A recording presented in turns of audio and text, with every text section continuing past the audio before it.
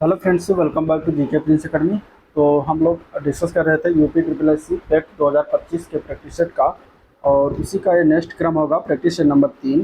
ठीक है, पहला और दूसरा प्रैक्टिस सेट हो चुका है, तो जिन लोगों ने नहीं देखा है वो वीडियो जाकर चैनल पेज पर आप वहाँ से देख सकते हैं। ठीक है, टेट 2025 का ये तीसरा प्रैक्टिस सेट आज शुरुआत करेंगे और इसमें हम देखेंगे एक एक करके क्वेश्चन। तो चलिए वीडियो को स्टार्ट करते हैं। स्टार्ट करने से पहले अगर आप लोग चैनल पर नए हैं अभी तो सब्सक्राइब नहीं किया तो चैनल को सब्सक्राइब कर लीजिएगा, साथ ही साथ वीडियो को भी लाइक करते चलिएगा। पहला क्वेश्चन दिया गया है, लौह युग को यह नाम इसलिए दिया गया क्योंकि इस समय के दौरान मध्य पूर्व और दक्षिण पूर्वी यूरोप में औजारों और हथियारों में मुख्य रूप से किसकी जगह लोहे का इस्तेमाल होने लगा था। तो यहाँ पे हमें बताना है कि किसकी जगह है औजार या हथियार के रूप में लोहे का इस्तेमाल होने लगा था, इसलिए हम उसको लौह युग के नाम से जानते हैं। तो लोहा के पहले कौन से जो है धातु का इस्तेमाल किया जाता था औजार के रूप में, ये बताना है। तो राइट आंसर इसका है डी ऑप्शन। ठीक है, लौह युग के पहले कांसे का प्रयोग किया जाता था हथियार के रूप में, तो आंसर क्या हो जाएगा C part, sorry D part. कांस्य युग के पतन से लोहा युग का मार्ग प्रशस्त हुआ था। लौह युग के दौरान ही जो है इनके हथियारों कांसों की जगह लोहे का उपयोग होने लगा था। तो आंसर क्या, डी ऑप्शन करेक्ट हो जाएगा। प्रश्न संख्या 2 है, निम्नलिखित में से कौन वज्र महाजनपद की राजधानी थी। ठीक है, वज्र महाजनपद कितने टोटल महाजनपद हैं, तो 16 टोटल महाजनपद हैं और उनकी राजधानियों के नाम जरूर आपको याद रखना है। ठीक है, तो यहाँ पे वज्र जो महाजनपद है उसका राजधानी बताना है। तो वज्र महाजनपद की राजधानी वैशाली हुआ करती थी, तो आंसर बी ऑप्शन करेक्ट हो जाएगा। ठीक है, एक है अपने यहाँ सूरसेन महाजनपद। ठीक है, कुछ इंपॉर्टेंट महाजनपद है उनकी राजधानी, जैसे सूरसेन महाजनपद है तो इसकी राजधानी का नाम था मथुरा। ठीक है, इसके अलावा वत्स वत्स महाजनपद की राजधानी वत्स महाजनपद की राजधानी क्या हुआ करती थी, तो कौशाम्बी हुआ करती थी। कौशाम्बी वत्स महाजनपद की राजधानी हुआ करती थी। पूर्व महाजनपद की राजधानी कहाँ थी, तो इंद्रप्रस्थ थी। ठीक है, इंद्रप्रस्थ थी पूर्व महाजनपद की राजधानी। और इसके अलावा कौशल महाजनपद जो कि उत्तर प्रदेश में पड़ता है, कौशल महाजनपद, तो इसकी राजधानी कहाँ पर हुआ करती थी, तो श्रावस्ती। ठीक है, श्रावस्ती और एक अयोध्या, दोनों नाम याद रखिएगा, दो राजधानी थी कौशल महाजनपद की। मगध महाजनपद की राजधानी का नाम था राजगृह। ठीक है, राजगृह या फिर गिरिब्रज। ठीक है, गिरब्रज ये जो है मगध महाजनपद की राजधानी हुआ करती थी। तो ऐसे भी याद रखिएगा। अगला क्वेश्चन, क्वेश्चन नंबर 3 है, हर्षवर्धन द्वारा कितने संस्कृत नाटक लिखे गए थे। ठीक है, हर्षवर्धन जो थे इन्होंने कितने संस्कृत नाटक की रचना की थी, तो इन्होंने टोटल 3 संस्कृत नाटक की रचना किया था। तो सी पार्ट हो जाएगा इसका आंसर। कौन कौन थे, तो एक था प्रियदर्शिका। ठीक है, प्रियदर्शिका नाम याद रखिएगा। दूसरा नाटक का नाम है रत्नावली जो कि हर्षवर्धन के द्वारा ही रचित है। और तीसरे संस्कृत नाटक है उसका नाम है नागानंद। तो ये 3 नाटक को किसने लिखा हुआ है, तो हर्षवर्धन के द्वारा ये लिखा गया है। तो आंसर सी ऑप्शन इसका करेक्ट हो जाएगा। चलिए, किस सन में बाबर ने पानीपत में इब्राहिम लोदी को हराया था। ठीक है, पानीपत में इब्राहिम लोदी को बाबर ने किस सन में हराया था, तो ये था 1526 वाला युद्ध जो था पानीपत का प्रथम युद्ध जिसको कहते हैं। तो इसमें इब्राहिम लोदी को बाबर ने हराकर मुगल साम्राज्य की स्थापना किया था। ठीक है, मुगल संस्थापक बाबर ही है और दिल्ली के सुल्तान जो था इब्राहिम लोदी उसको हराकर जो इन्होंने स्थापना किया था। ठीक है, तो ये याद रखिएगा। बाबर के द्वारा 4 युद्ध लड़े गए। एक तो आया था तो 1526 में लड़ा। इसके बाद 1527 ईस्वी में बाबर ने खानवा का युद्ध लड़ा जो कि बाबर और चित्तौड़ के राजपूत नरेश राणा शाह के मध्य हुआ था।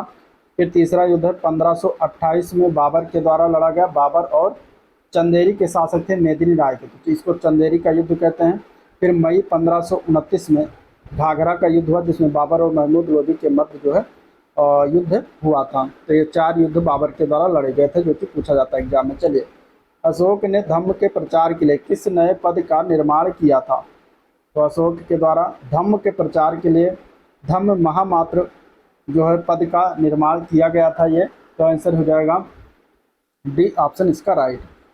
क्वेश्चन नंबर 6 है, गांधी इरविन समझौते पर किस वर्ष हस्ताक्षर किए गए थे। ठीक है, गांधी इरविन समझौता बहुत इंपॉर्टेंट है और यह हस्ताक्षर जो हुआ था ये 1931 में हुआ था। आंसर डी ऑप्शन हो जाएगा। ठीक है, इसका अन्य प्रचलित नाम एक और है, दिल्ली समझौता के नाम से भी इसको जानते हैं। ठीक है, इसी को दिल्ली समझौता के नाम से भी जानते हैं, तो ये भी याद रखिएगा, ठीक है। दिल्ली समझौता के नाम से जानते हैं, ये भी याद रखिएगा। 5 मार्च 1931 को ये हुआ था। चलिए अगला क्वेश्चन है, क्वेश्चन नंबर 7 है, दिसंबर 1929 में किसकी अध्यक्षता में लाहौर में पूर्ण स्वराज की मांग को औपचारिक रूप दिया? ठीक है, पूर्ण स्वराज की मांग को औपचारिक रूप 1929 में किसकी अध्यक्षता में हुआ था? तो ये हुआ था पंडित जवाहरलाल नेहरू के अध्यक्षता में। आंसर ए पार्ट हो जाएगा यहाँ पे, क्या हो जाएगा? आंसर ए पार्ट, ठीक है। इसी में पूर्ण स्वराज का प्रस्ताव पारित हुआ था। क्वेश्चन नंबर 8 है, लॉर्ड रिपन के द्वारा हंटर कमीशन की नियुक्ति किस वर्ष में किया गया था? लॉर्ड रिपन के द्वारा हंटर कमीशन की नियुक्ति जो हुई थी ये सन 1882 में हुआ था। आंसर डी ऑप्शन हो जाएगा। इसका वास्तविक नाम क्या था? भारतीय शिक्षा आयोग, ठीक है। हंटर कमीशन का वास्तविक नाम क्या था? भारतीय शिक्षा आयोग।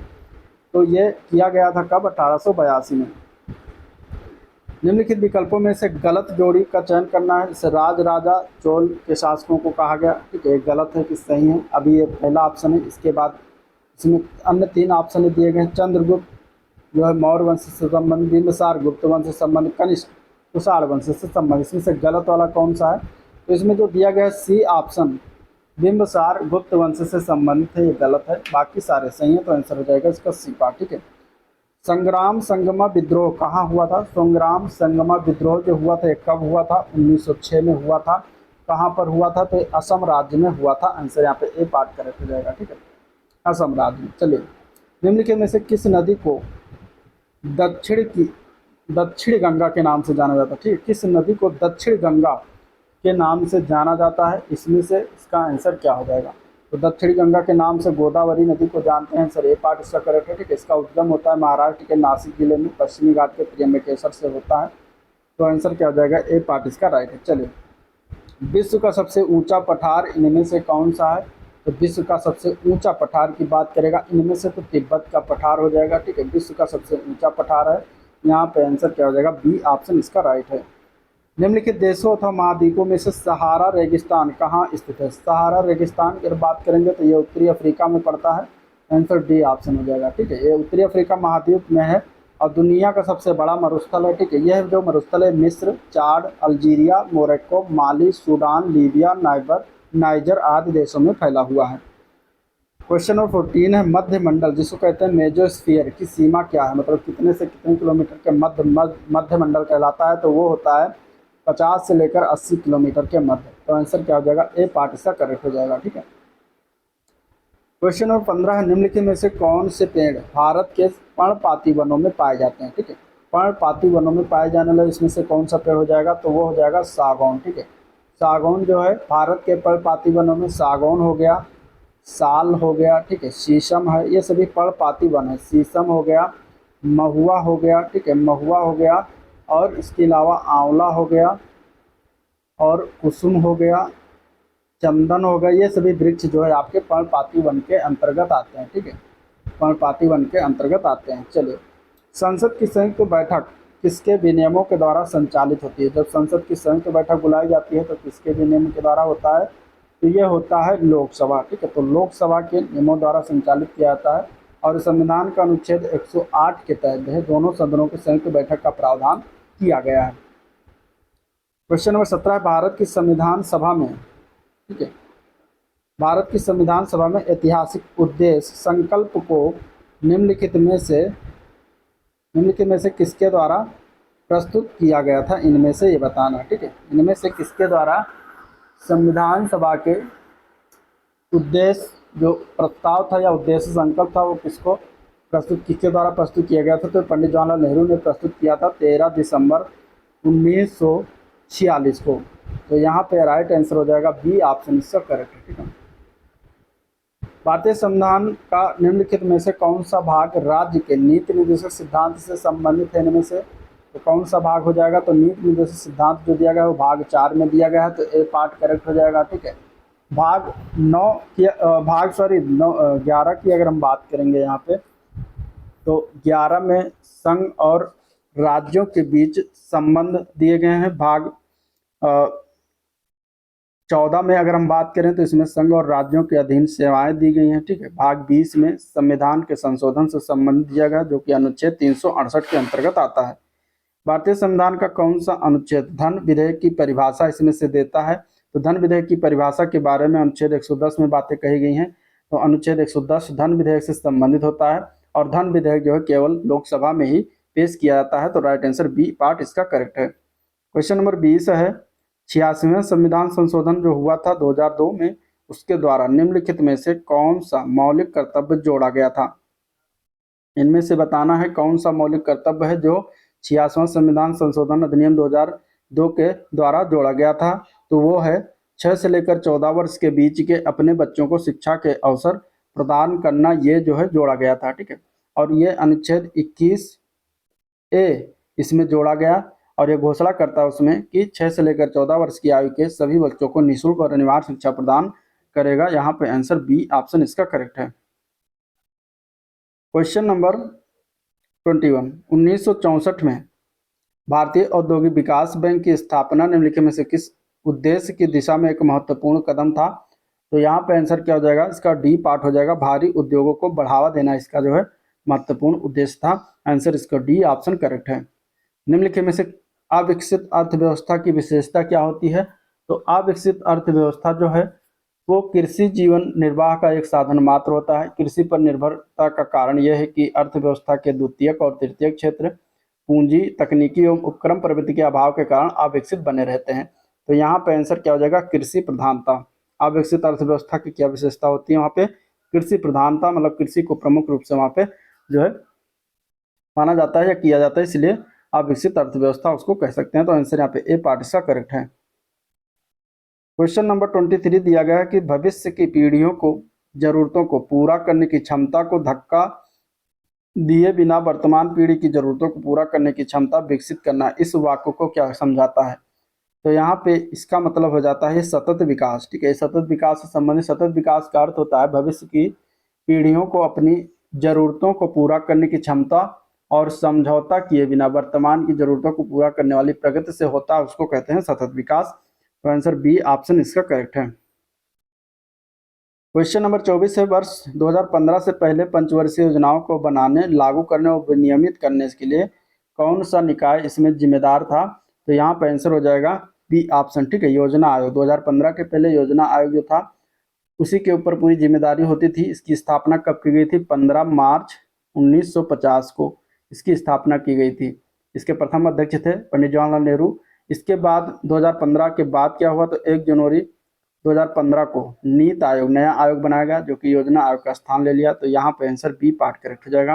अगला क्वेश्चन, निम्नलिखित में से किसको सार्वजनिक सामान यानी पब्लिक गुड्स कहा जाता है इसमें से? तो वो है राष्ट्रीय रक्षा। ठीक है, सार्वजनिक वस्तुएं अपने उपयोग या उपलब्धता को दूसरों तक सीमित नहीं रखती, इसीलिए इनको राष्ट्रीय रक्षा जो है ये सार्वजनिक सामान के अंतर्गत आता है। जैसे कि राष्ट्रीय सुरक्षा और रक्षा हो गया, विज्ञापन हो गया, ठीक है, सड़क की जो बत्तियां हैं, रेडियो या टेलीविजन का जो नेटवर्क हो गया, ये सभी जो है क्या है? पब्लिक गुड्स हैं, पब्लिक सामान है।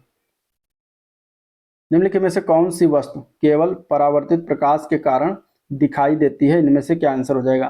तो जलती हुई मोमबत्ती, जलती हुई मशाल, तारे और चांद। तो यहाँ से परावर्तित प्रकाश के कारण जो दिखाई देती हैं, तो सिर्फ इसमें से हो जाएगा आंसर सी पार्ट, चांद। ठीक है, चंद्रमा अपना प्रकाश उत्पन्न नहीं करता, ये सूर्य के प्रकाश को क्या करता है? अब परावर्तित करता है, इसलिए दिखाई देती हैं। तो आंसर सी ऑप्शन इसका करेक्ट हो जाएगा।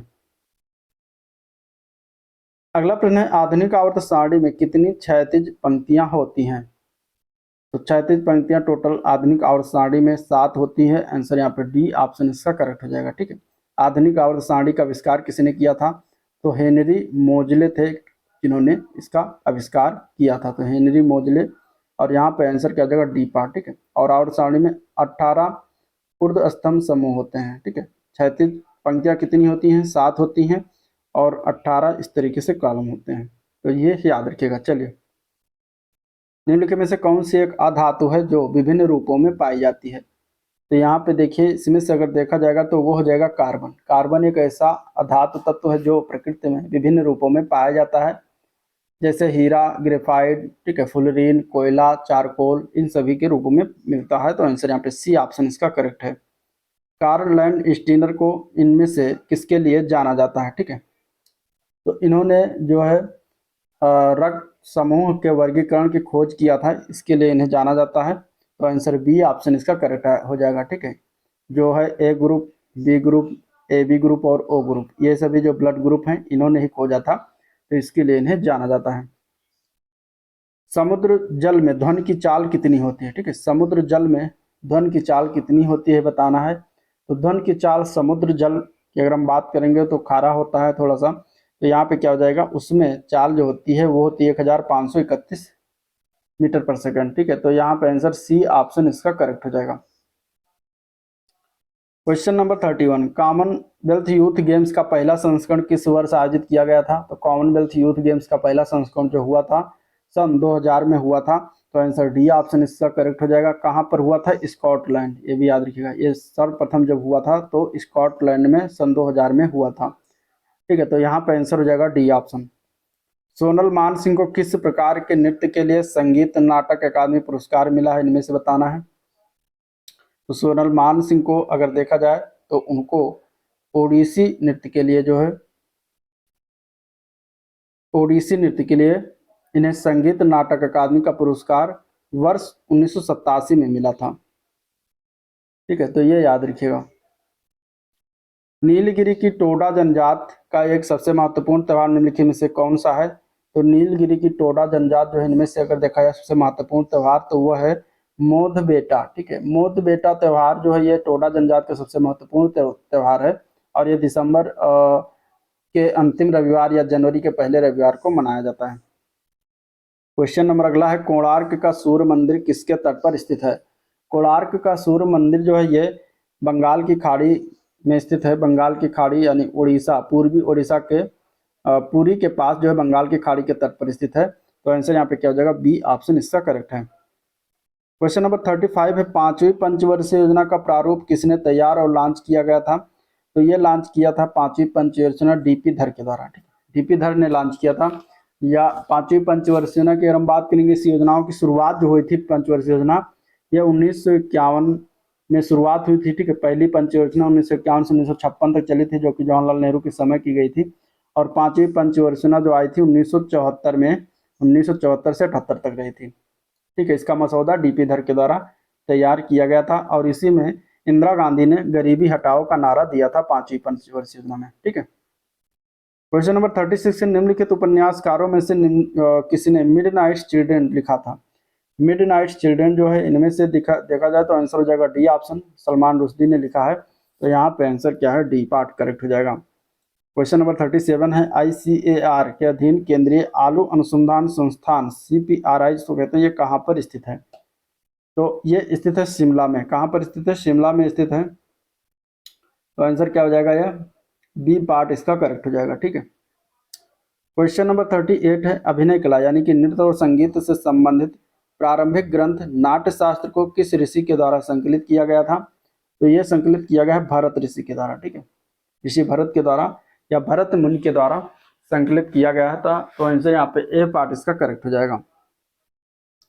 क्वेश्चन नंबर 39 है, इम्परफेक्ट किस भारतीय क्रिकेटर की आत्मकथा है? ठीक है, तो इम्परफेक्ट जो है ये है संजय मांजरेकर की। ठीक है, संजय मांजरेकर की आत्मकथा का नाम है इम्परफेक्ट।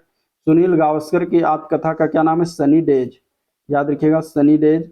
और रवि शास्त्री का है स्टार गेजिंग। क्या है? Star gazing. ठीक है, स्टार गेजिंग जो है इनकी है the player in my life. इसके बाद कपिल देव की आत्मकथा का नाम है स्ट्रेट फ्रॉम द हार्ट। ठीक है, स्ट्रेट फ्रॉम द हार्ट, ये इनकी जो है क्या है? आत्मकथा का नाम है। क्वेश्चन नंबर 40 है, काल्पनिक कस्बा मालगुडी किसके द्वारा लिखित कहानियों में वर्णित किया गया था? तो ये लिखा गया है मालगुडी डेज जो है ये R.K. नारायण के द्वारा लिखा गया है। आंसर सी ऑप्शन इसका करेक्ट हो जाएगा। ठीक है, R.K. नारायण के द्वारा लिखा गया पुस्तक एक और है द गाइड, जो बहुत फेमस है, ये भी पूछी जाती है। ठीक है, तो इसको भी याद रखिएगा। अगला प्रश्न, अक्टूबर 2024 में किस कंपनी ने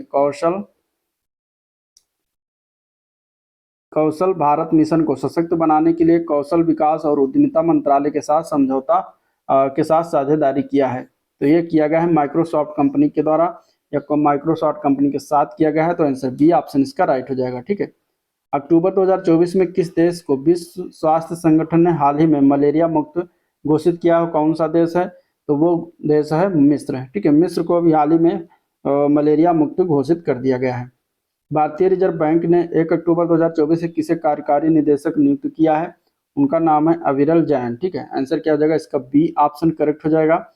अगला प्रश्न है, हाल ही में किस प्रसिद्ध भारतीय अंग्रेजी कवि और पूर्व आईपीएस अधिकारी का निधन हो गया है? तो वह थे KK दारूवाला। यहाँ पे आंसर क्या हो जाएगा? बी ऑप्शन इसका करेक्ट हो जाएगा। ठीक है, क्वेश्चन नंबर 45 है, निम्नलिखित में से किसे नोबेल पुरस्कार इन केमिस्ट्री 2024 प्राप्त हुआ? ठीक है, 2024 में केमिस्ट्री में नोबेल पुरस्कार किसे प्राप्त हुआ इनमें से? तो वह हैं डेविड बेकर, डेमिस हेस्बिस और जॉन जम्पर। ये तीनों लोग को एक साथ दिया गया था केमिस्ट्री में 2024 का नोबेल पुरस्कार। तो आंसर ए पार्ट इसका करेक्ट है। किस बैंक ने हाल ही में अक्टूबर 2024 में मिंटोक इनोवेशन प्राइवेट लिमिटेड के साथ साझेदारी की है ताकि सूक्ष्म लघु और मध्यम उद्यमों के लिए भुगतान समाधान अधिक जो है सुगम बनाया जा सके? तो किस बैंक ने किया है ये साझेदारी? तो ये किया गया है एक्सिस बैंक लिमिटेड के द्वारा। ठीक है, एक्सिस बैंक लिमिटेड के द्वारा किया गया, तो डी पार्ट इसका करेक्ट हो जाएगा। हाल ही में भारत की किस पहली महिला जिम्नास्टिक ओलंपियन ने पेशेवर प्रतियोगिता से संन्यास ले लिया और उनका नाम क्या है? ठीक है, कौन है जिन्होंने अभी हाल ही में संन्यास लिया है? तो उनका नाम है दीपा कर्माकर। ठीक है, दीपा कर्माकर जो कि जिम्नास्टिक भारत की पहली महिला जिम्नास्टिक है। आंसर यहाँ पे ए पार्ट इसका करेक्ट हो जाएगा। ठीक है, क्वेश्चन नंबर 48 है, भारत की पहली सेमीकंडक्टर फैब के निर्माण हेतु टाटा इलेक्ट्रॉनिक्स ने किस देश की कंपनी PSMC के साथ जो है प्रौद्योगिकी हस्तांतरण का समझौता किया है? कौन सी देश की कंपनी के साथ जो है समझौता पर हस्तांतरण किया गया है? तो इसका आंसर क्या हो जाएगा? C part Taiwan. ठीक है, ताइवान याद रखिएगा। अक्टूबर 2024 में national aeronautics and space administration यानी कि नासा के जेम्स वेब स्पेस टेलीस्कोप ने किस खगोलीय पिंड की सतह पर कार्बन डाइऑक्साइड और हाइड्रोजन पेरोक्साइड का पता लगाया? ठीक है, तो कौन से खगोलीय पिंड की सतह पर यह पता लगाया गया, उसका नाम क्या है? तो उसका नाम है चारोन। आंसर यहाँ पे बी ऑप्शन इसका करेक्ट हो जाएगा। वर्ल्ड हार्ट डे हर साल किस तारीख को मनाते हैं? तो हार्ट डे की अगर हम बात करेंगे तो हर साल ये मनाया जाता है 29 सितंबर को। आंसर बी ऑप्शन इसका करेक्ट हो जाएगा। अब देखेंगे हिंदी के क्वेश्चन। नबोड़ा का संधि विच्छेद बताना है। नबोड़ा का संधि विच्छेद होता है 9 प्लस ऊड़ा, जो कि दिया गया है यहाँ पे सी पार्ट में, तो सी पार्ट इसका करेक्ट हो जाएगा। ठीक है, आकाश के लिए इसमें से कौन सा पर्यायवाची शब्द नहीं है? तो यहाँ पे अगर देखा जाएगा तो कौन सा इसमें से पर्यायवाची शब्द नहीं होगा? तो तारापथ होता है, अब भी होता है, फलक भी होता है, लेकिन मधुदूत जो है इसका पर्यायवाची नहीं होगा। तो यहाँ पे बी ऑप्शन इसका करेक्ट हो जाएगा। निम्नलिखित में से किस शब्दों में से स्त्रीलिंग शब्द का चयन करना है? इनमें से कौन सा स्त्रीलिंग शब्द है? तो देखिए, अपराध जो होता है ये पुल्लिंग शब्द होता है। ठीक है, अध्याय भी पुल्लिंग शब्द होता है, स्वदेश भी पुल्लिंग शब्द होता है, लेकिन स्थापना जो है क्या है? स्त्रीलिंग शब्द है। तो यहाँ पर आंसर क्या है? डी ऑप्शन इसका करेक्ट है। चौथ का चंदा होना, इस मुहावरे का अर्थ क्या हो जाता है? चौथ का चंदा होना मतलब कि किसी के लिए शुभ होना। ठीक है, इसका अर्थ क्या हो जाता है? किसी के लिए शुभ होना, जो कि बी पार्ट में दिया गया है। एक ही शब्द की वर्तनी 4 तरह से लिखी गई है, सही का चयन करिए इसमें से। तो यहाँ पर आंसर हो जाएगा ऊपर लिखित, जो लिखा हो देखिए उपलिखित लिखा, जो कि गलत है। ऊपर में बड़ा ऊ है, ये यहाँ गलत हो जाएगा, ये तो बिल्कुल गलत। तो आंसर हो जाएगा बी पार्ट। ठीक है, ऊपर लिखे सिर्फ बी पार्ट में ही सही लिखा, बाकी सारे गलत हैं। अब क्वेश्चन 56 से 60 तक के गद्यांश दिया गया है, इस गद्यांश को आपको पढ़ना है। ठीक है, इस तरीके से वीडियो पॉज करके इसके बाद आपको क्वेश्चन के आंसर देना है। ठीक है, हम चलते हैं क्वेश्चन की तरफ। पहला क्वेश्चन है 56 नंबर कि वह धैर्य और संयम बनाए रखते हैं, इस वाक्य का काल पहचानना। ठीक है, ये किस काल में लिखा हुआ है? तो ये देखिए ता है, ती है, ती है, सभी आ जाते हैं, तो आपका सामान्य वर्तमान काल के अंतर्गत आ जाएगा। आंसर डी ऑप्शन इसका करेक्ट है। ठीक है, नेक्स्ट क्वेश्चन, वीर शब्द का स्त्रीलिंग क्या होता है? वीर शब्द का स्त्रीलिंग होता है वीरांगना, जो कि ए पार्ट में दिया गया है। ठीक है, तो आंसर क्या हो जाएगा? ए पार्ट। अगला प्रश्न है, अडिग शब्द में निम्नलिखित में से कौन सा इसमें से प्रयुक्त किया गया? मतलब इनमें से कौन सा प्रयुक्त है? मतलब उपसर्ग प्रयुक्त है अडिग में, या व्यय है, कि प्रत्यय है, कि संज्ञा है? तो अडिग शब्द में यहाँ पे देखेंगे तो उपसर्ग प्रयोग किया गया। ठीक है, आ उपसर्ग इसमें लगाया गया, तो जो कि आंसर ए पार्ट करेक्ट हो जाएगा। अगला क्वेश्चन है, वीर पुरुष अपना और बनाए रखते हैं, अपना क्या बनाए रखते हैं? 2 जगह भरना है। तो वीर पुरुष अपना धैर्य और वीर पुरुष अपना संयम बनाए रखते हैं, तो यहाँ पे आंसर ए पार्ट इसका करेक्ट हो जाएगा। ठीक है। विपत्ति किस व्यक्ति को भयभीत करती है? विपत्ति किस व्यक्ति को भयभीत करती है? तो यहाँ पे आंसर हो जाएगा डी पार्ट, डरपोक। विपत्ति जो होती है डरपोक को व्यक्ति को भयभीत करती है, तो यहाँ पे डी ऑप्शन इसके लिए करेक्ट है। अब 5 क्वेश्चन और हैं जो आपको गद्यांश को पढ़ के इस तरीके से, और आपको आगे 5 क्वेश्चन के आंसर देना। ठीक है, वीडियो को पॉज करिएगा, गद्यांश पढ़िएगा, इसके बाद आप क्वेश्चन की तरफ आइएगा। चलिए क्वेश्चन देखते हैं। शहरी वर्ग के बच्चे किस समस्या से गुजर रहे हैं? तो शहरी वर्ग के बच्चे जो है वो मोटापे की समस्या से गुजर रहे हैं। आपको गद्यांश में मिलेगा आंसर सी ऑप्शन इसका करेक्ट हो जाएगा। बच्चों के पोषण को मापने का पैमाना इसमें से कौन सा नहीं है? तो वह है सामाजिक श्रेणी नहीं होता। आंसर यहाँ पे डी ऑप्शन इसके लिए राइट है। विगत वर्षों में ग्रामीण क्षेत्र में किन बच्चों की संख्या में कमी आई थी? ठीक है, तो विगत वर्षों में ग्रामीण क्षेत्र में इनमें से किन बच्चों की संख्या में कमी आई थी? तो 63 का हो जाएगा आंसर ए पार्ट, कुपोषित बच्चे हैं। ठीक है, तो आंसर ए पार्ट करेक्ट हो जाएगा। कुपोषण को दूर किया जा सकता है। कुपोषण को दूर किया जाता है किस प्रकार से?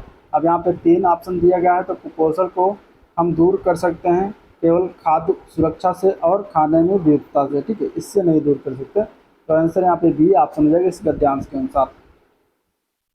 गद्यांश में किसके और किसके बीच के संबंध पर प्रकाश डाला गया है? तो गद्यांश को आप जब पढ़ेंगे तो आपको पता चलेगा कि पोषण और आय के बीच का जो है प्रकाश डाला गया है। तो आंसर यहाँ पे बी ऑप्शन इसका करेक्ट है।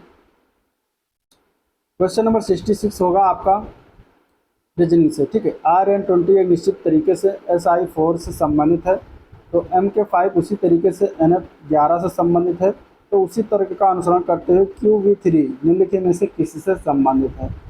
तो अब यहाँ पे हम दोनों में संबंध ज्ञात करेंगे कि जो RN20 है इसमें क्या संबंध है, फिर MK5 में क्या संबंध है, उसी प्रकार हम QV3 में संबंध देखेंगे। तो R का S से अगर देखते हैं तो +1 होता है, और N का अगर I जाते हैं तो -5 होता है, और इसके बाद 20 से 4 पर आते हैं, यानी कि अगर हम बात करेंगे तो यहाँ पे -16 होता है। ठीक है, इसी प्रकार अगर M का N से आते हैं तो M से N आते हैं तो यहाँ भी +1 होता है, और K से अगर F आते हैं तो यहाँ पे -5 होता है, और 5 से फिर 11 दिया गया है, तो 5 से अगर हम 11 हमें आना होगा तो यहाँ पे क्या हो जाएगा, -16 हो जाएगा। ठीक है, यहाँ पे 11 नहीं, यहाँ पे -11 है, तो 5 से -11 आएंगे तो -16 करेंगे तो हो जाएगा। तो यानी कि पहले वाले में +1 फिर -5 फिर -16 करते हैं। तो उसी प्रकार Q में अगर हम +1 जोड़ते हैं तो R हो जाता है, B में -5 करेंगे तो Q हो जाता है, और 3 में -16 करेंगे तो हमारा -13 आ जाएगा। तो इस प्रकार यहाँ पे आंसर क्या हो जाएगा, RQ फिर 13 जो कि दिया गया C पार्ट में। तो इस प्रकार हमारा C आंसर इसके लिए राइट हो जाएगा। ठीक है, चलिए किसी निश्चित कूट भाषा में इस शब्द को इस तरीके लिखा गया है, तो और गोपाल को इस शब्द मतलब इस कूटबद्ध में लिखा गया है।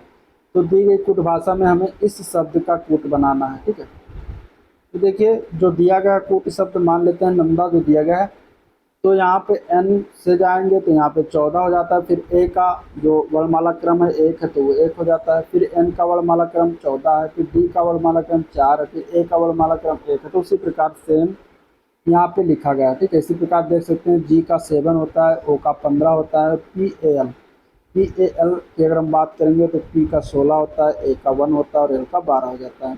यानी कि वर्णमाला क्रम ही सीधा सीधा लिखा गया है। तो b का वर्णमाला क्रम में क्या है तो 2 होता है, I का 9 होता है, ठीक है, S का कितना होता है 19 होता है, W का कितना होता है 23 होता है, और A का 1 होता है और S का फिर 19 होता है। तो इस प्रकार यहाँ पे आंसर क्या हो जाएगा, C ऑप्शन इसके लिए करेक्ट हो जाएगा। चलिए अगला प्रश्न, कृपया के चित्र की ओर इंगित करते हुए पूर्वी ने कहा कि वो मेरे भाई की पत्नी की इकलौती बेटी के दादा का बेटा है। पूर्वी का कृप से क्या संबंध है? ठीक है, तो कृप मान लेते हैं ये हो गया कृप, और कृप का जो है क्या है पूर्वी। ठीक है, पूर्वी तो हो गई पूर्वी।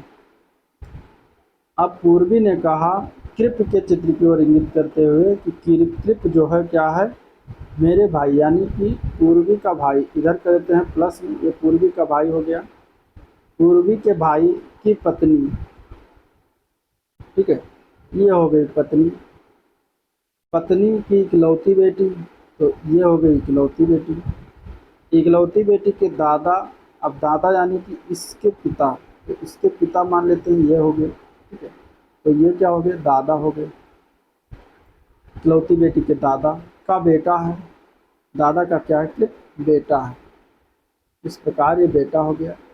तो कृप, पूर्वी का कृप से क्या संबंध है, तो पूर्वी यहाँ पे है, ठीक है, कृप यहाँ है, तो ये इसका जो है क्या हो गया, पिता हो गया, भाई, ये भाई हो गया, ठीक है, ये भाई है, प्लस है, ये भाई का पिता यानी कि पूर्वी भी इसका क्या हो जाएगा, बहन हो जाएगी, ठीक, क्योंकि कृप जो है इसका बेटा है, तो यहाँ पे आप सीधा देख सकते हैं कि पूर्वी क्या है, बहन है, तो आंसर ए पार्ट इसका करेक्ट हो जाएगा, ठीक है। चलिए, 36 घंटों में एक घड़ी की सुइयाँ कितनी बार मिलती हैं, तो 12 घंटे में एक घड़ी की सुइयाँ कितनी बार मिलती हैं, तो 12 घंटे में सुइयाँ जो मिलती हैं वो 11 बार मिलती हैं, तो 36 घंटे में, तो 12 गुणे 3 36 घंटा हो जाएगा, तो 11 गुणे 3 निकाल देंगे तो 33 बार मिलेंगी, ठीक है, तो आंसर यहाँ पर डी ऑप्शन करेक्ट है, 33 बार, इस प्रकार आंसर डी ऑप्शन सही हो जाएगा, ठीक है। क्वेश्चन नंबर 70 दिया गया है कि एक सात व्यक्ति एक पंक्ति में उत्तर की ओर मुख करके बैठे हैं, मान लेते हैं इस तरीके से बैठे हैं यहाँ पे, ठीक है, 7 व्यक्ति हो गए, परंतु जरूरी नहीं इसी क्रम में टी और एम के बीच केवल 2 व्यक्ति बैठे हैं, तो टी और एम के बीच 2 व्यक्ति, तो एक 2 व्यक्ति हो गए, यहाँ पर एम बैठा है, ठीक है, इसके बाद कह रहा है कि एन के दाईं ओर केवल एल बैठा है, एन के दाईं ओर केवल एल बैठा है। चलिए आगे देखते हैं, एम और एन के बीच में केवल एक व्यक्ति बैठा है, तो यहाँ पे एक व्यक्ति हो गया, फिर ये हो जाएगा एन, ठीक है, तो एक व्यक्ति बैठा है, एन के दाईं ओर केवल एल बैठा है, तो यहाँ पे एल हो जाएगा। अब इसके इधर कोई व्यक्ति नहीं बैठा है, मतलब एन के दाईं ओर केवल एल बैठा है, तो सिर्फ एल, ये हो गया। अब कह रहा है कि बी एस के दाईं ओर किसी स्थान पर लेकिन ए के बाईं ओर किसी स्थान पर बैठा है, बी जो है कहाँ पर बैठा है, एस के दाईं ओर बैठा है, और ए के बाईं ओर किसी स्थान पर बैठा है, तो अगर हम बी को यहाँ पर बैठा देते हैं और एस को यहाँ बैठा देते, तो एस के दाईं ओर हो जाएगा बी किसी स्थान पर, लेकिन ए के बाईं ओर, तो ए यहाँ पर हो जाएगा, तो ए के बाईं ओर हो जाएगा। तो ए और एस के बीच कितने व्यक्ति बैठे हैं, तो ए और एस के बीच हमें अब कितने व्यक्ति निकालना है, तो निकाल लेते हैं, तो यहाँ पे 2 व्यक्ति आपको साफ साफ दिखाई दे रहे हैं, तो आंसर यहाँ पे 2 व्यक्ति हो जाएगा, आंसर ए पार्ट इसका करेक्ट हो जाएगा, ठीक है, इस प्रकार इसको निकाल लेंगे।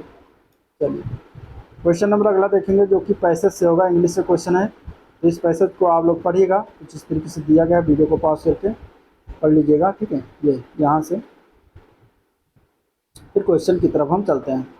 पहला क्वेश्चन है कि why did the villagers want the soldiers to come back again, मतलब विलेजर्स जो हैं गांव वाले तो चाहते थे कि सेना दोबारा आए, वापस आए, तो इसलिए गद्यांश के अनुसार क्योंकि दे इंजॉयड द सोल्जर्स कंपनी, क्यों, क्योंकि दे इंजॉयड द सोल्जर्स कंपनी, गद्यांश के अनुसार इसका ए पार्ट करेक्ट है, आंसर ए पार्ट सही हो जाएगा। Which of the statement is not true, मतलब बताना इनमें से कौन सा स्टेटमेंट गलत है या सही नहीं है। तो गद्यांश के अनुसार अगर हम देखेंगे तो पहला पार्ट जो दिया गया A, the villagers wanted only gifts from the soldier, जो कि ये गलत है, ठीक है, तो आंसर यहाँ पे ए पार्ट ही हो जाएगा, बाकी सारे सही हैं। चलिए अगला question, select the option that can be used one word substitution बताना, ठीक है। One who walks in sleep, मतलब कि ऐसा जो सोने में, मतलब सोते हुए चलता हो, ठीक है, या फिर नींद में चलने की बीमारी हो, तो उसको हम क्या कहेंगे, तो उसको हम एक शब्द में कहते हैं सोमनाम्बुलिस्ट, क्या कहते हैं, सोमनाम्बुलिस्ट कहते हैं, आंसर यहाँ पे डी ऑप्शन राइट हो जाएगा। क्वेश्चन नंबर 74 दिया गया है, मुहावरा, मुहावरा बताना, अ डाइम अ डजन, ठीक है, अ डाइम अ डजन, इसका हमें मुहावरा बताना, इसका अर्थ बताना क्या हो जाएगा, मतलब कि इसका अर्थ होता है एक दर्जन, एक पैसा एक दर्जन, ये मुहावरा है, एक पैसा एक दर्जन, यानी कि बहुत आम और आसानी से उपलब्ध, जिसका कोई खास महत्व ना हो, तो उसको हम कह सकते हैं अ डाइम अ डजन। अब यहाँ पे इसका आंसर क्या हो जाएगा, तो 74 का आंसर हो जाएगा यहाँ पे डी पार्ट। ठीक है, something very common or a little of value. ठीक है, तो यहाँ पे हो जाएगा मतलब कि बहुत आम और आसानी से उपलब्ध, जिसका कोई खास महत्व ना हो, मतलब कौड़ियों को भाव, हिंदी में इस तरीके से कह सकते हैं या बहुत ही साधारण कह सकते हैं। तो इस तरीके से आंसर इसके लिए डी पार्ट करेक्ट है। क्वेश्चन नंबर 75, एंटोनेम बताना। एंटोनेम मतलब कि विलोम शब्द किसका बताना है। ये दिया गया है ग्रोटेस्क। ग्रोटेस्क का हमें विलोम बताना है। इसका अर्थ होता है विचित्र। इसका अर्थ क्या होता है, विचित्र। तो इसका उल्टा क्या हो जाएगा, साधारण, जो कि हो जाएगा प्लेन। तो यहाँ पे इसका आंसर हो जाएगा सी ऑप्शन करेक्ट। ठीक है, बाकी आगे जो क्वेश्चन है वो आपके मैथ से क्वेश्चन है। इसका मैं सोल्यूशन सहित पूरा जो है पीडीएफ आपको प्रोवाइड कर दूंगा 20-25 क्वेश्चन के जो आपके हैं। तो आप इसको टेलीग्राम चैनल पर जाकर वहाँ से डाउनलोड करके कर लीजिएगा। ठीक है, तो आज का वीडियो पर एंड करते हैं। और वीडियो अगर पसंद आया तो लाइक करिए, चैनल को सब्सक्राइब नहीं किया अभी तो सब्सक्राइब कर लीजिएगा। ठीक है, साथ ही साथ दोस्तों में शेयर भी कर लीजिएगा। चलिए वीडियो को एंड करते हैं, मिलते हैं नेक्स्ट वीडियो में, तब तक थैंक यू।